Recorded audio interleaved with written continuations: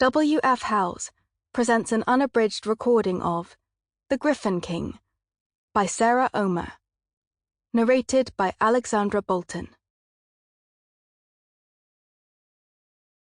Chapter 1. Autumn 355.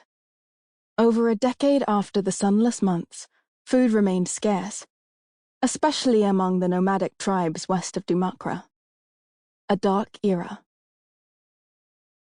The eagle screeched as she wheeled through the sky high above camp, her tethers waving like the hair on a war banner. Whoever had cut her leash was probably watching and laughing. Bataar weighed a piece of uncooked meat in his hand, disgusted at himself when his stomach growled. Coaxing her down using the chunk of liver felt wasteful, but it couldn't be helped. "Going hunting? There's good game at the foot of the mountain," an old man called out, gesturing toward the snow-capped red peaks in the distance. With a broad smile, he warned, "Watch out for the griffins, though." Bataar stiffened.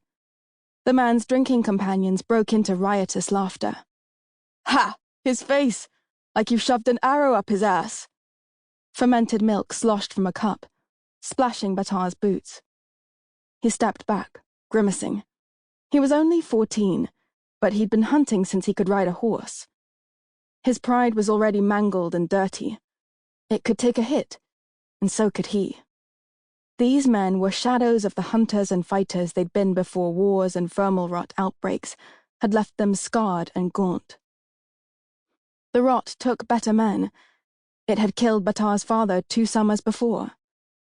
Still, he wasn't going to start a brawl with a gaggle of drunks over some teasing. He already lost more fights than he won. These wrinkled sots had never seen a griffin, and neither would Bataar. Each year, the griffins moved closer, but never near the mountains. Attacks on the steppe were so rare that the stories had begun to sound like fables to fill children's heads when their bellies were empty. Soon, winter would freeze the river. The herds would shrink, forcing everyone to ration, just like last year, and the years before. Hunger was the real monster, and Bataar knew how deep its fangs pierced. He tossed the meat, and Erdenna dove down. When she'd scarfed back the chunk of liver, he snatched up her leather jesses where they trailed in the dirt. "You better still be hungry," he whispered. He needed her ravenous. Turning away from the... Sample complete. Ready to continue?